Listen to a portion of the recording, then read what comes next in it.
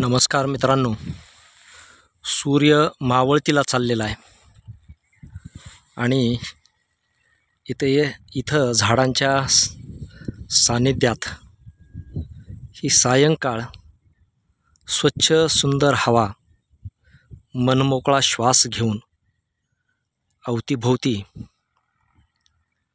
घुटमळत आहे. मित्रांनो, सहज सुचलं म्हणून एक विचार आपल्यासोबत शेअर करतो. जवळपास सर्व धर्मातील लोक मंदिर बांधण्यासाठी, मस्जिद बांधण्यासाठी धर्माच्या गुंत्यामध्ये गुंतत चाललेली आहेत. परंतु एक लक्षात नेहमी ठेवा, निसर्गाच्या संकटापुढं आणि नैसर्गिक आपत्तीपुढं देवाची द्वारका देखील पाण्यात बुडाली होती. काळाच्या महिमेपुढं रामाचं राज्यसुद्धा नेस्तनाबूत झालं होतं, उद्ध्वस्त झालं होतं. कारण काळ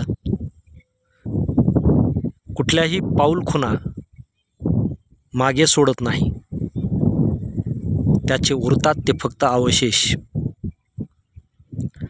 म्हणून निसर्गाचं तत्व हेच अंतिम सत्य आहे आणि त्या सत्यापासून आपण पळण्याचा, ते न स्वीकारण्याचा फार मोठा घोर अपराध करीत आहोत असं मला वाटतं. कारण नेहमी सत्य स्वीकारण्यापेक्षा असत्याच्या मार्गावर पळवाट शोधण्याचा माणूस नेहमी प्रयत्न करीत आलेला आहे. म्हणून जागृत आणि शाश्वत ईश्वर असेल, अल्लाह असेल, तो या दगडमातीत, या डोंगर दऱ्यात, या झाडाझुडपात, या अवकाशात, या विश्वात सामावलेला आहे. त्याची ही विश्वव्यापक मंदिरं, त्याची ही विश्वव्यापक मस्जिद, गुरुद्वारा, चर्च, जे काय असेल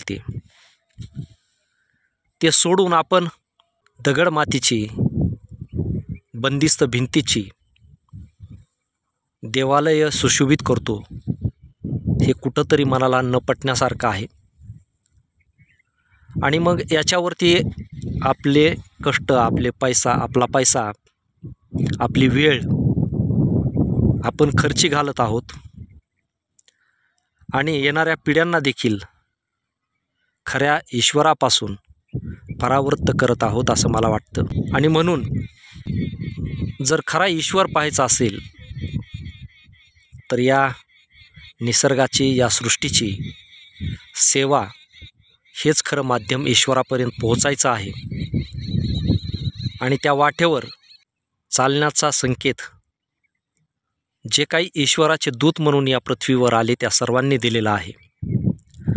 मग हे सत्य न स्वीकारता, त्यांचा संदेश न स्वीकारता आपण आपल्याला शहाणे केव्हापासून समजायला लागलो.